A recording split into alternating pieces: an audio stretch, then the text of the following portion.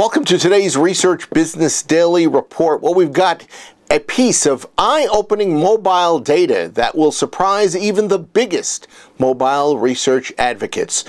And then Facebook's response to charges throughout Europe that has been violating the online privacy of millions on the continent. RBDR is sponsored today and this week by Dapracy, which helps clients automate the deployment of infographics-based dashboards that clearly communicate complex data. I don't know about you, but I've heard very little about a company called InReality, but for almost 2 decades, it has been helping companies like Coca-Cola, Tempur Sealy, and Home Depot to build stronger, more enduring customer relationships, and at the same time, they've been creating measurable results for those. Now, InReality is putting its expertise to more public use, launching what it calls its inaugural Reality of Retail report. InReality President and CEO Gary Lee described the reason for this study as, quote, research focused on uncovering the tug-of-war brewing inside stores as shoppers choose the best of online and in-store marketing, end of quote. Retail Systems Research Managing Partner Nikki Baird looked at the situation and said that she likes this study because it reveals how important to consumers online research is to them while they are in store. Now, among over a half dozen percentages that are in this report that show out-of-store factors that are having a demonstrable influence in-store, one specifically struck me from a research perspective.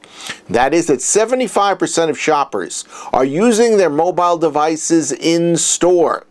That percentage, if even remotely accurate, clearly can fuel the fraternity of mobile technology and software providers and just plain mobile research practitioners, all of whom have been advocating for more use and reliance on mobile research with consumers. As we have pointed out time and again in recent months, mobile has been more of a discussion point than a tool that has research executives jumping into the pool to get in on the fun. And one reason, I think, has been that mobile research has been rushed to market. It's made guinea pigs out of a lot of early mobile research users. They haven't really been complaining about it, and to even this day, that kind of testing continues to go on.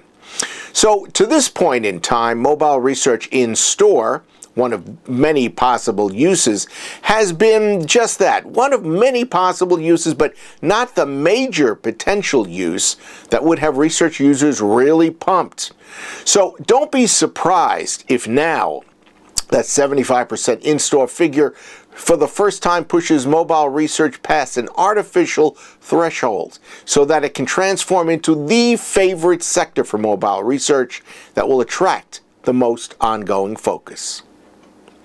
Next, after taking a figurative public beating last week, Facebook responded to newspaper accounts of the Belgian academic review that is alleging that Facebook violations of European consumer privacy rights have been going on in order to deliver targeted advertising, even to those people who were not signed into Facebook. The Wall Street Journal's Lisa Fleischer reported Facebook had these perhaps interesting reactions. One claims that those scholars had discovered a quote-unquote bug that has been quote-unquote mistakenly tracking people around the web, even though they have not signed up to Facebook. It also disputed the report's authors claim that Facebook has been tracking these people. According to Facebook, what it is doing is marking, quote, standard web impressions. Interesting turn there. Facebook European Policy Chief Richard Allen commented, quote, the report gets it wrong multiple times in asserting how Facebook uses information to provide our service to more than 1 billion people around the world, end of quote. The researchers from Catholic University of Leuven and Free University of Brussels have not backed down on their belief that privacy practices by Facebook, quote, have given users a false sense of control over their information, end of quote. As I said last week when I first reported this story has legs, and I think it still does. That's your Research Business Daily Report. We've been sponsored by Dapracy, which helps clients automate the deployment of infographics-based dashboards that can clearly communicate complex data.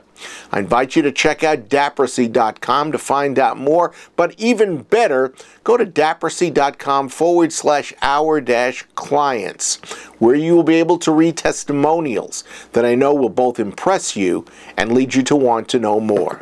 Have a great research day, and we'll see you back here tomorrow.